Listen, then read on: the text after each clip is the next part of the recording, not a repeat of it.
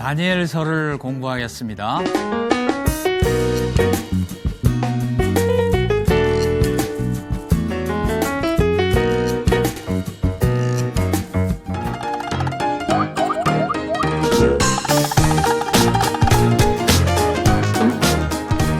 다니엘서도 읽어보면 대단히 어려운 책이죠. 이게 무슨 말을 하는 것인지, 순양은 뭐고 순염소는 뭐고 거기서 뿔이 4개가 나고 또 그중 뿔 하나에서 작은 뿔이 나고 도대체 뭘 말하는지 알 수가 없습니다. 그리고 미가엘이 나오고 금신상이 나오고 머리는 금이고 전부 환상이고 이해할 수 없는, 또 어떤 데는 보면 71회가 어떻고 62회가 어떻고 거기다 또 7일회가 어떻고 굉장히 암호 같은 그런 어려운 책입니다. 그래서 이 종말에 대해서 관심 갖는 분들은 다니엘서를 가지고 예수님 언제 온다 그런 것을 이렇게 계산해내고 함으로써 오히려 좀 혼동도 주고 했는데, 그런 신비스러운 내용은 차치하고 다니엘서 전체가 주고자 하는 메시지는 뭐고, 또 과연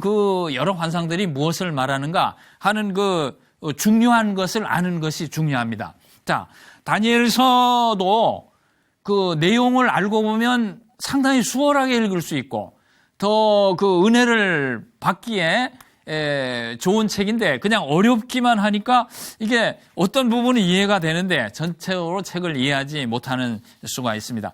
책이 크게 두 부분으로 나눠집니다. 1장에서 6장, 7장에서 12장. 크게 두 부분으로 나눠지는데요. 이름을 이렇게 붙일 수 있습니다. 이것을 역사적 부분, 이쪽을 예언적 부분, 이렇게 둘로 나눌 수 있는데, 앞부분은 조금 이해가 돼요. 1장 보면은 음식을 금한 거라든지, 또 3장에 금신상에 절하지 않아가지고 풀무불에 들어갔는데 구원받았다든지, 또 6장에 보면 다니엘이 이 기도하다가 사자굴에 던져졌는데 구원받았다든지 비교적 이해할 수 있는데, 이 뒤쪽은 더 어려워요. 그런데 잘 보면은 뒤쪽도 그렇게 어렵지 않습니다. 자, 앞에 역사적 부분이라는 것은 느부갓네살의 꿈입니다. 전부. 느부갓네살의 꿈과 관계가 있습니다. 네, 꿈이 관계가 돼 있고, 요 뒤쪽은 다니엘이 본 환상입니다. 이렇게 나눠지는 거예요. 다니엘의 환상. 내용은 앞에 부분은 바벨론이 멸망하는 것을 말해요. 바벨론의 멸망.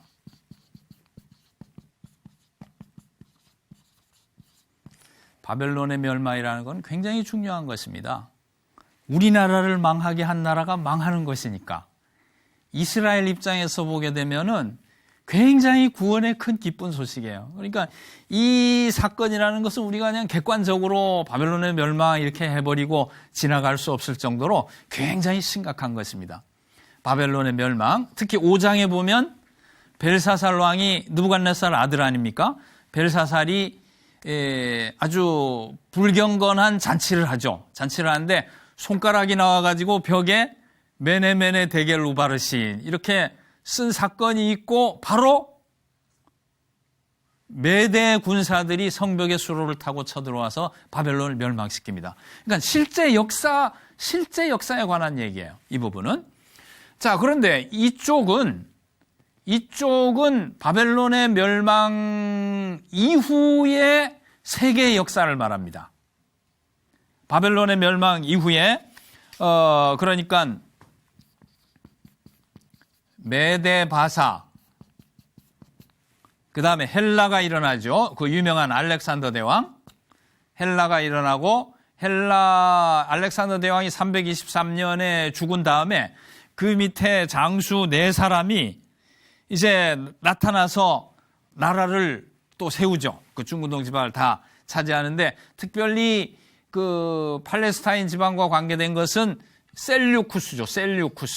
셀류쿠스의 등장, 그리고 종말까지 이 셀류키드 왕조의 왕인 안티오쿠스 에피파네스가 주전 168년에 예루살렘 성전을 이제 수룹바벨이 돌아와서 세운 성전에 돼지피를 뿌리고 제사를 못 지내게 하고 그 성전을 더럽혔습니다. 이것이 굉장히 크고 충격적인 사건이었어요. 그러니까 그 사건에 대한 잊지 못할 기록이 아니고 그거에 대한 그 예언을 하고 있는 것이 셀류쿠스와 그로 말미암는 이제 종말의 예언입니다. 지금 이 중근동 지방의 역사를 알려면 나라들이 어떻게 변천했는가 하는 것을 개관할 필요가 있습니다. 바벨론이 이스라엘을 멸망시켰죠. 그리고 그 바벨론은 612년에 메데파사에 의해서 멸망하게 됩니다. 자, 메데파사 다음에 알렉산더 대왕이 나타나서 마케도니아 제국을 세우는데 자기가 세운 게 아니라 아버지 필립이 암살당하고 왕이 됐죠. 근데 이 사람은 주전 356년생인데요. 20살의 왕이 됐어요. 20살의 왕이 돼가지고 한 13년 통치했는데 323년 아마 북아프리카 원정 때인가 죽었을 겁니다. 13년 통치했는데 세계 역사상 가장 큰 제국을 이루게 되죠. 근데 이 헬라를 다스렸던 알렉산더가 죽고 나서 그 다음에 그 밑에 있는 네 장수가 알렉산더의 제국을 분할해서 자기가 알렉산더의 후계자라고 하면서 그 제국을 분할해서 통치하게 됩니다. 카산더가 마케도니아 지방, 그 다음에 리시마쿠스가 트라키아 지방, 트라키아는 어디냐면 그 발칸반도 남쪽입니다. 불가리아 밑에 하고 터키 서부. 그리고 셀류쿠스는 지금 시리아 지방, 시리아로부터 메소포타미아에서 아프가니스탄에 이르기까지는 제일 큰 제국을 이루었고, 톨레미는 이집트를 나눠서 다스리게 되었습니다. 이 왕들이 쇠해지고 그 다음에 로마가 지배하는 데까지 이제 중근동의 역사는 진행되는 것인데요. 여기 7장에서 12장은 이 바벨론 이후에 메데파사로부터의 뒤의 역사들을 담고 있습니다. 그리고 거기 나오는 상징들, 순양이니 순염소, 넷불 이런 것들이 다 이런 걸 가리킵니다. 넷불은 이 네 사람, 숫양은 두 뿔 달린 순양은 두 나라니까 메데와 파사. 그 다음에 털 많은 순염소는 헬라. 이런 식으로 그 상징하는 바들을 알게 되면은 훨씬 7장에서 12장도 이해하기가 쉬워집니다. 자, 그럼 이 앞에 1장에서 6장 부분을 한번 간단히 살펴보겠는데요. 다 볼 필요는 없고 2장에 가보면 큰 신상에 대한 꿈을 느부갓네살이 꾸게 되죠. 그 신상이 어떻게 생겼냐면 머리는 금이고 가슴과 팔은 은이고 배와 넓적다리는 굴이고 그 다음에 종아리는 철이고 발은 철과 진흙으로 섞여 있는 이런 꿈이었습니다. 느부갓네살이 이걸 꾸고는 그냥 혼비백산해가지고요. 너무 정신없어서 꿈까지 잊어버렸죠. 그 다니엘이 와서 그 꿈을 이야기해주고 해석을 해주는데 그것은 느부갓네살 왕 이후에 일어날 나라들에 대한 설명이었습니다. 머리가 금으로 되어 있다고 했는데 금은 바벨론을 상징하고요. 물론 조금 다르게 하는 해석하는 학자들도 있지만 대체로 그렇게 보고 있습니다. 그 다음에 가슴과 팔이 은인데 은은 메데바사, 페르시아. 그 다음에 그 배와 넓적다리가 동이라 그랬는데 동은 헬라. 그 다음에 그 종아리가 철이라 그랬는데 철은 로마를 뜻하는 그러한 이제 상징을 느부갓네살이 자기가 망하기 전에 앞으로 될 일에 대해 가지고 미리 그 꿈에 하나님이 나타나게 하신 거예요. 그것을 7장에 가면 다시 한번 설명합니다. 일단 느부갓네살이 그런 꿈을 꿨고요. 그 다음에 사람의 손으로 하지 아니한 뜨인 돌이 이 큰 신상을 다 부셔버린다는 것이 그 환상의 결론이었습니다. 그것은 무슨 뜻이냐면은 이제 메시아가 오셔가지고 이런 제국들, 가장 무서운 제국들, 정말로 이 세상에 아무도 상대할 수 없을 것 같은 제국들이지만은 그리스도가 오시면 이 모든 나라를 다 제압하고 그리스도의 나라를 이룬다 하는 것이 이제 2장이 가지고 있는 환상이죠. 그 다음에 3장은 지나가고 3장은 많이 아시는 거니까 지나가고 4장 보면 4장이 사실은 다니엘서에서는 아주 중요한 장입니다. 4장 내용은 뭔가 중요한 장인데 별로 인기는 없는 장이에요. 왜 그러냐면 주인공들의 활동이 안 나와가지고 이게 무슨 말인가 관심이 없는데 사실 4장이 주는 메시지가 다니엘서의 핵심 메시지라고 볼 수 있는데요. 4장은 어떤 환상이냐면은 거대한 나무가 잘려나가는 환상이에요. 다 하나님의 심판이죠. 하나님 백성을 위한 하나님의 심판인데 그 거대한 나무는 무엇을 상징하냐면은 느부갓네살의 제국을 상징하는 거예요. 하여간 여기 1장에서 6장은 느부갓네살이 주인공입니다. 느부갓네살이 주인공이 돼야 되는 이유가 뭐냐면 이스라엘을 멸망시킨 사람이니까 다니엘이나 이스라엘에겐 최고의 관심사예요. 그런데 잘려나간 큰 나무는 그 느부갓네살의 제국을 말하는데요.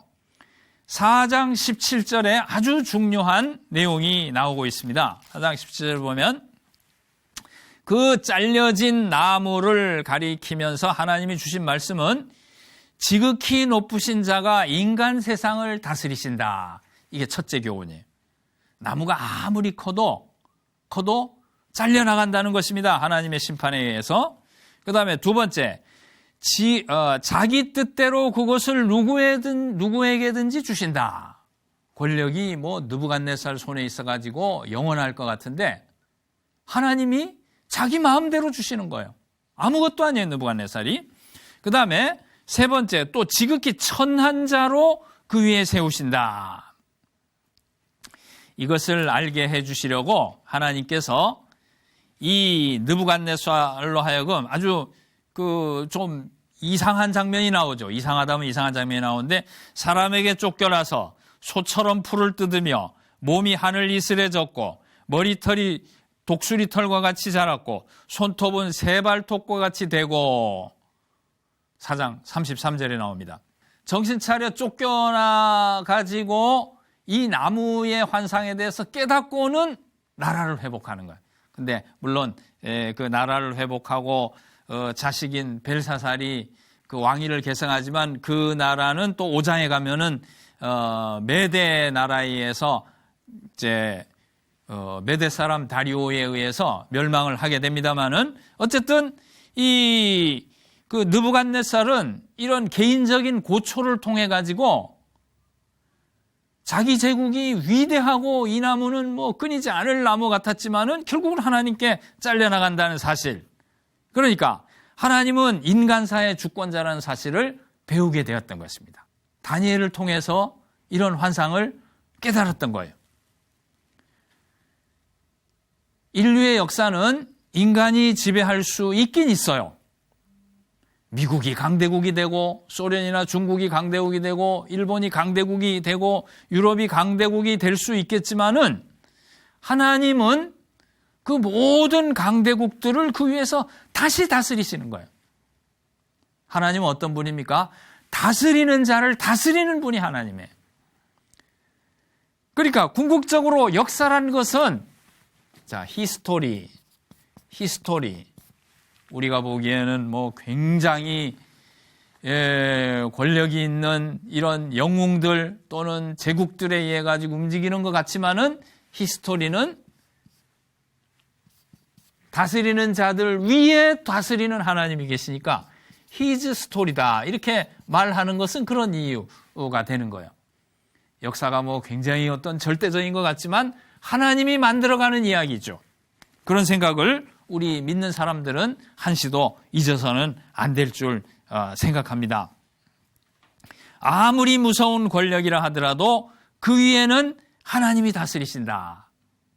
아주 느부갓네살이 연출한 이 연극이랄까 상징 행동을 통해서 이것을 우리에게 가르쳐 주시는 것이고, 이것이 다니엘이 위로하고자 하는 그 위로의 핵심 메시지인 것입니다. 느부갓네살이나 이런 바벨론 제국들은 이스라엘로는 어쩔 수 없는 너무너무 무서운 힘이었어요. 그러나 중요한 것은 그 다스리는 자들을 하나님이 다스리신다. 언제나 우리나라가 작은 것을 탓하지 말고 원망할 것도 없고, 또 큰 나라가 되고자 꿈꿀 것도 없고, 중요한 것은 바른 나라, 좋은 나라, 그의 나라를 만들려는 중심이 중요한 것입니다. 그러면 크고 작은 것은 하나님이 하시는 것이고, 하나님은 아무리 큰 세력이라 하더라도 그의 눈은, 그의 관심은 항상 자기의 백성들한테 가 있고, 다스리는 자를 다스리시는 하나님께서 이 역사를 주관하고 계신 것입니다. 그래서 4장이 굉장히 중요해요.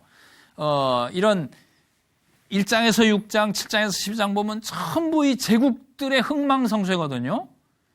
사실은 흥도 아니에요. 흥도 아니고 성도 아니고 망과 쇠입니다. 제국들이 망하고 쇠하는 것을 설명하는데, 그 제국들이 망하고 쇠하는 것에 대한 그 설명, 그것을 메시지로 표현한 것이 4장 17절입니다. 지극히 높으신 자가 인간 세상을 다스리시며 자기 뜻대로 누구에게든지 주시며 또 지극히 천한 자로 그 위에 세우신다.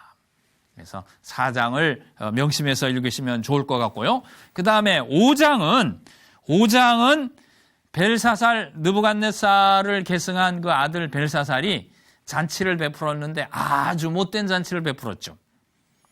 예루살렘 성전에서 가져온 그릇들을 가지고 거기다 술을 부어 마시기 시작했습니다. 그때 잔치하는 그 연회장 벽에 손가락이 나와서 글을 쓰는 거예요. 메네메네 데겔 우바르신. 아람어인데요. 여기 이 부분은 그 다니엘서 2장에서 7장은 히브리어가 아니고 아람어로 되어 있습니다. 아람어로 메네라는 것은 이렇게 달아본다는 것, 잰다는 뜻입니다. 잰다. 이렇게 검사하고 잰다. 데겔은 무게를 잰다는 뜻입니다. 왜 신약에 보면 그 세겔 하는 말이죠. 성전세로 성전 세겔로 몇 세겔 하는 말인데, 이 세겔하고 데겔하고 이제 같은 말입니다. 그래서 데겔은 무게를 달아본다가 되고, 우는 접속사고, 바르신은 이제 나눠진답니다. 파라스가 나누다거든요. 페르시아가 나눠진 나라입니다. 파라스에서 나온 말인데, 이거 바르신, 나눠진다. 이게 무슨 말인가 하면은, 바벨론의 나라가 하나님 보시니까 달아보고 무게를 재어보니 무게가 되지 않아서. 무슨 말인가요? 세계를 다스릴 만한 힘이 안 되고 자격이 안 되어서 이제는 나누어진다 하는 그런 예언의 말씀이 딱 기록되는 거예요. 그 일이 있자마자 그날 밤 바벨론 제국은 메대 사람 다리오 왕에 의해서 멸망을 받게 됩니다. 성벽에 흐르는 강의 수로를 타고 메대인들이 떼지어 와서 그 찬란한 바벨론을 하룻밤에 멸망시켜 버리는 거예요. 끝. 그것이 하나님의 다스림이죠. 인간의 다스림을 두려워할 것이 아니라 하나님의 손을 두려워해야 되는 것입니다. 그리고 우리가 받은 은혜에 감사하고 무엇이 바른 것이고 무엇이 하나님 앞에 의미 있는 것인가, 그것만 관심을 가지고 살면 되는 것이죠.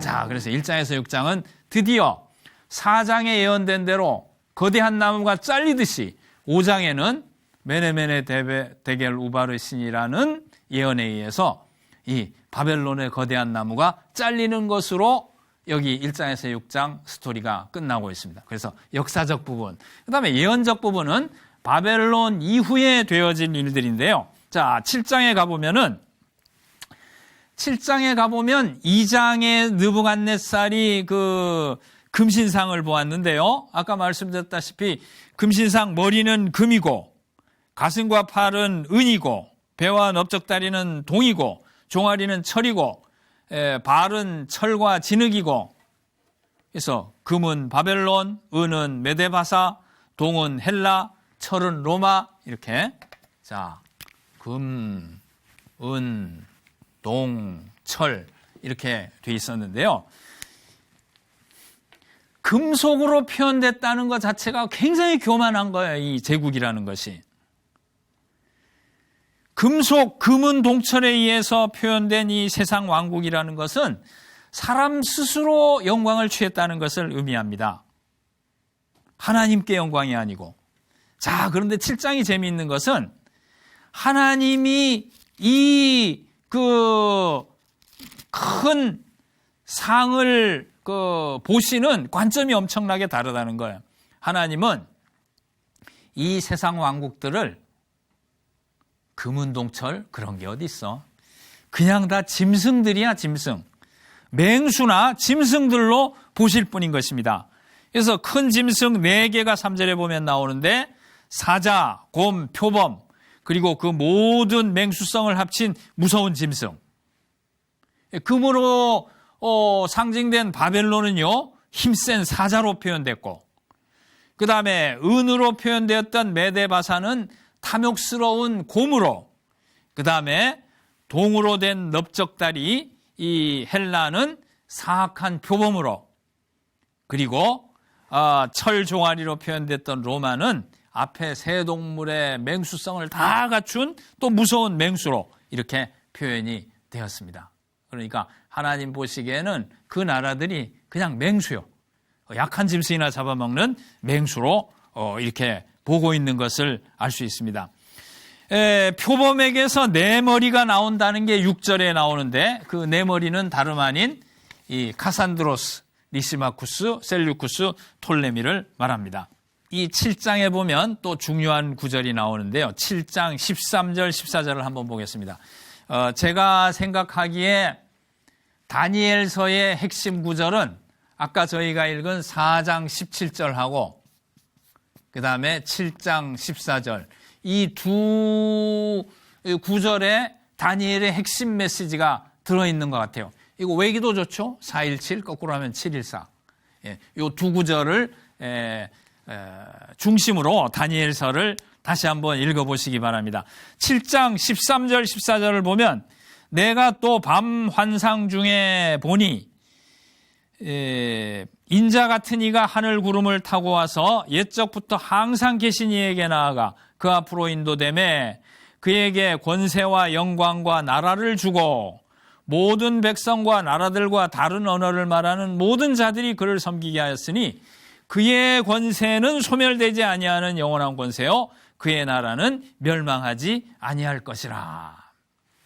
여기 4장 17절에서는 하나님이 다스리는 자들 위해 다스리신다 그걸 말했는데 7장 14절에는 예수 그리스도께서 그 모든 나라를 무너뜨리고 영원한 당신의 나라를 만들 것이다. 그렇게 말씀하고 있는 것이죠. 하나님의 주권, 그리스도의 나라.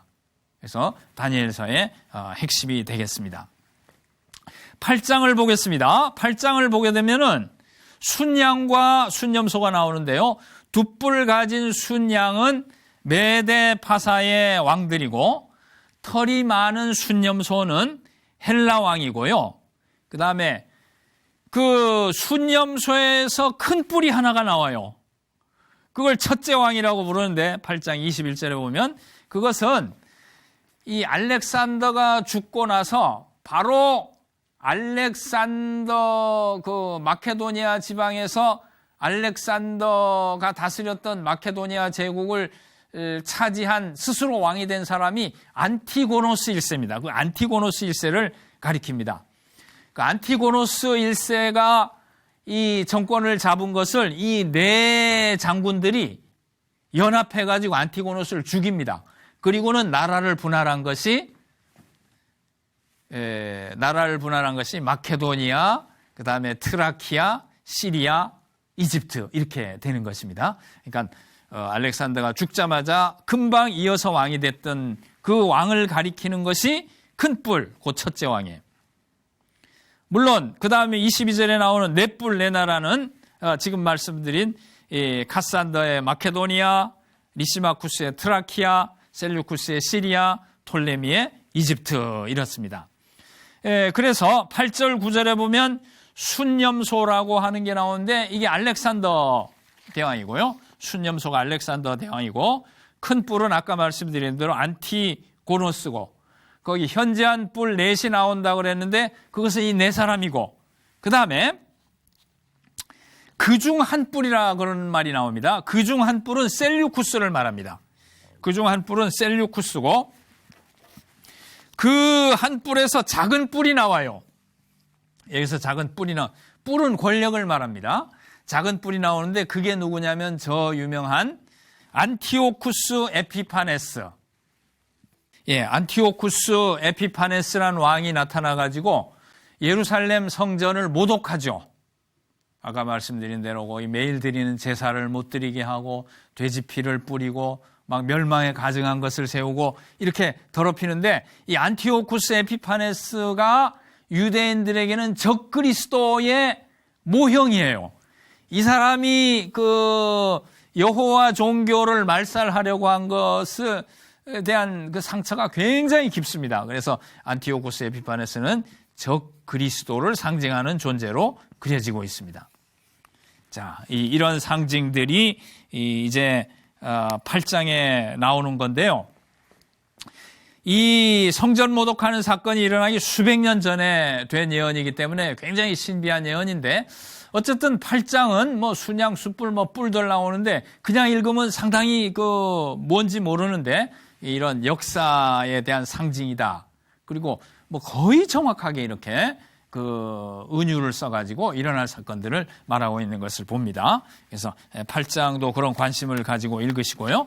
11장으로 넘어가겠습니다. 11장에 가보면은 남방왕과 북방왕이 전쟁을 하는 게 나오는데 그것은 다름이 아니고요. 남방왕은 톨레미이고 북방왕은 셀류쿠스입니다. 그래서 북쪽의 시리아와 남쪽의 이집트가 팔레스타인 땅을 놓고 계속 각축을 벌여요. 처음에는 톨레미가 점령했다가 톨레미를 밀어내고 그 셀류키드 왕조가 거기에 이제 통치권자가 되는데 2절에서 4절은 알렉산더 대제가 일어난 것을 묘사한 것이고 그 다음에 5절에서 20절은 톨레미와 셀류쿠스가 전쟁하는 겁니다. 그래서 뭐 북방왕이 이랬다 남방왕이 이랬다 북방왕이 계속 왔다 갔다 하는데 그게 누군가 하는 걸 알면 훨씬 이해하기가 쉽죠.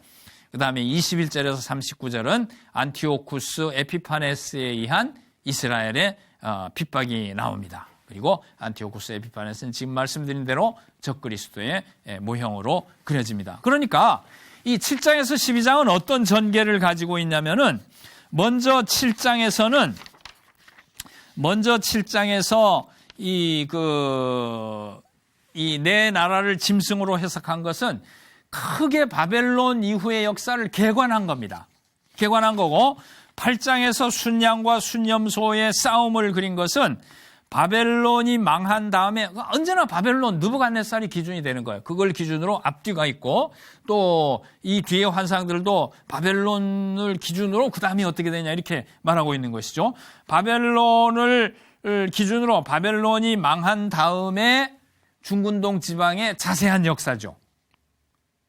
그 다음에 11장은 중근동의 역사 중에도 특별히 팔레스타인과 관계되는 역사를 환상으로 본 겁니다. 그래서 남방왕과 북방왕이 싸우다가 그 중에서 이제 북방왕이 이기고 북방왕 중에서 안티오쿠스 에피파네스가 나와가지고 이스라엘을 또 괴롭히는 거. 하여간 이스라엘은 괴롭힘 받는 것이 그 역사의 특징이라고 그러죠. 나라가 망한데 돌아와서도 이렇게 여러 가지 어려움을 겪고 했던 것을 알 수 있습니다. 자, 그럼 우리 다니엘을 이해하실 수 있겠죠? 이 앞에 부분은 바벨론 나라의 멸망, 이 뒤쪽은 바벨론 멸망한 후에 제국들의 멸망 이렇게 되어 있습니다. 그리고 마지막 12장은 이런 환상들을 보여주면서 어떤 교훈을 받을 것인가 말씀하면서 끝을 내고 있습니다. 11장에 묘사된 것과 같은 아주 극한 핍박 앞에서 좌절하지 말고 구원을 기다리라 하는 것이 12장의 메시지입니다. 12장 2절에 보면은 영생이란 말이 나옵니다. 12장 2절. 땅의 티끌 가운데서 자는 자 중에서 많은 사람이 깨어나 영생을 받는 자도 있겠고 수치를 당하여서 영원히 부끄러움을 당할 자도 있을 것이라. 이렇게 말씀하면서 마지막 때까지 이 말을 간수하고 기다리라는 메시지가 계속 나옵니다. 4절, 9절, 13절, 또 13절 한 번 더 해서 마지막을 기다리라. 이 마지막이란 말은 캐츠라는 말인데 추수란 말이 카이츠거든요. 그래서 캐츠, 카이츠가 비슷한 말이기 때문에 그 마지막 그리스도의 추수의 때를 기다리라 이런 말로도 들릴 수가 있습니다. 어쨌든 그리스도께서는 이 세상의 왕국을 치시는 거대한 돌로 다시 오실 것이고 그가 와서 나라를 세운다면은 영원 무궁히 다스리실 것입니다. 이스라엘로 볼 때는 자신들의 어려운 곤경을 구해줄 메시아를 기다린 것이지만 그것이 이스라엘 안목에서는 그런 역사적인 안목까지 갈 수밖에 없겠지만은 우리 기독교인들이 다니엘을 읽을 때에는 이런 많은 제국과 권세들이 오고 감에도 불구하고 결국은 그리스도가 오셔서 이 역사를 다 정리하고 영원 무궁히 다스리실 것이라는 이런 메시지를 우리에게 전해주고 있습니다. 아까 말씀드렸다시피 다니엘서는 4장 17, 7장 14절이 핵심 절이 되겠습니다. 하나님의 주권적인 통치 그리고 그리스도의 나라, 이것이 오늘날 우리들에게보다는 나라가 망한 이스라엘에게는 더 절실한 메시지였을 것입니다. 우리가 어떤 세상 권력이나 세상 권세를 두려워하지 말고 우리 자신이 작다, 우리는 작은 나라라고 억울하다고만 생각할 것이 아니고 좋은 나라, 바른 나라, 그의 나라를 만들려는 중심을 가지고 우리의 하루하루의 삶을 다듬어 가야 될 것입니다. 마태복음 6장 33절에도 말씀하시듯이 다른 모든 것에 앞서서 그의 나라와 그의 의를 구하라는 말씀이 다니엘서를 읽으면서 다시 한번 생각해 보게 되는 말씀입니다. 네. 긴 시간 수고하셨습니다. 감사합니다.